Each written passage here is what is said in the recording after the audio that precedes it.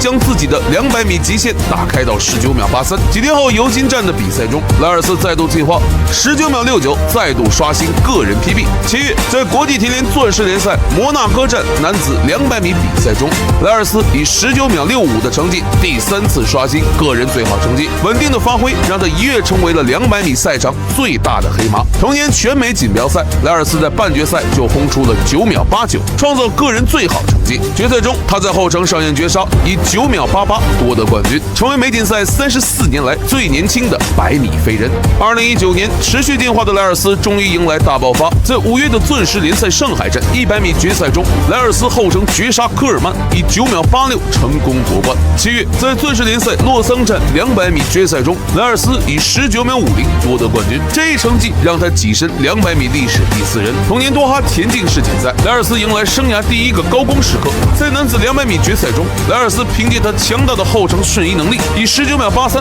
夺得个人的首枚世锦赛金牌。随后的4乘100米接力决赛，他帮助美国队时隔12年再次摘金。世锦赛2金的成绩让莱尔斯对即将到来的奥运会充满期待。梦想是美好的，但追逐梦想的过程却布满荆棘。几个月后，新冠疫情席卷全球，东京奥运宣布延期1年举办。从小就患有猪流感的莱尔斯，对病毒的抵抗力远不及其他运动员。在这期间，他又由于种种的原因患上了抑郁症，这也导致他的状态越来越低迷。东京奥运会，状态起伏不定的莱尔斯发挥不佳，200米比赛仅获得季军。颁奖台上，他盯着刀哥的金牌看了很久很久，3金的梦想最终换为1铜，无数的嘲笑声也随之而来。过于张扬的性格让他遭受了无尽的口诛笔伐。在那些最绝望的日子里，他在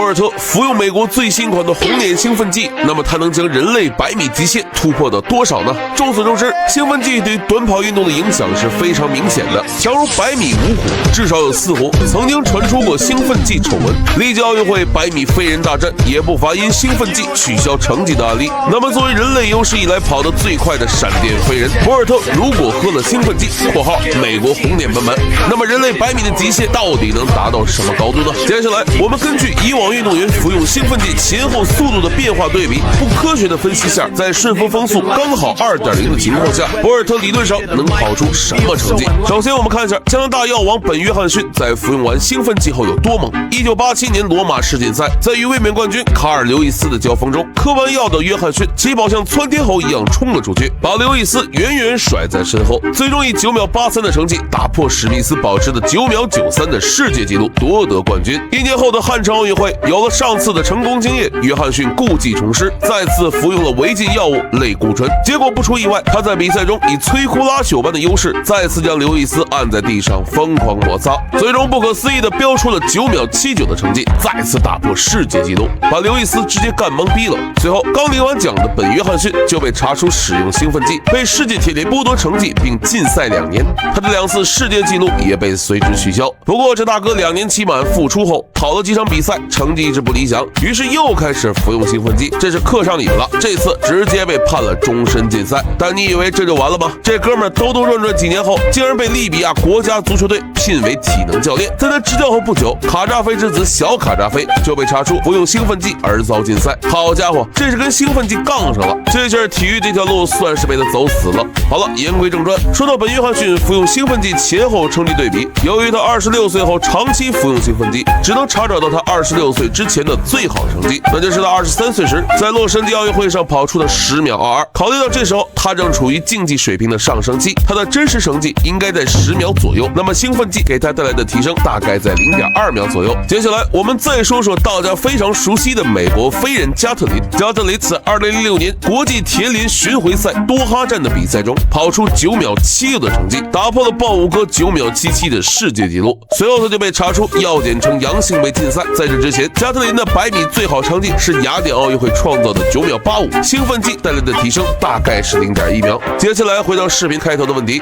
，09年的博尔特在顺风2米每秒的情况下，服用美国最新款红点兴奋剂能跑多快？首先，博尔特在柏林世锦赛跑出了9秒58的世界纪录，当时的风速是顺风0.9米每秒，换算成顺风2米每秒，大概能跑到9秒53。接下来再算上兴奋剂的加成，我们粗略的以前面2位运动员成绩提升的中间数来算，也就是提升0.15秒，那么他的成绩应该在9秒38左右。如果再算上海拔高度的影响和博尔特不放水的冲刺，这一成绩理论上还有提升空间。视频最后，你觉得在这种假设下，博尔特能跑出什么成绩呢？评论区留下你的看法。好了，本期不科学分析博尔特极限的视频到这儿就结束了。视频观点仅供娱乐，希望大家在现实中远离兴奋剂，公平竞技。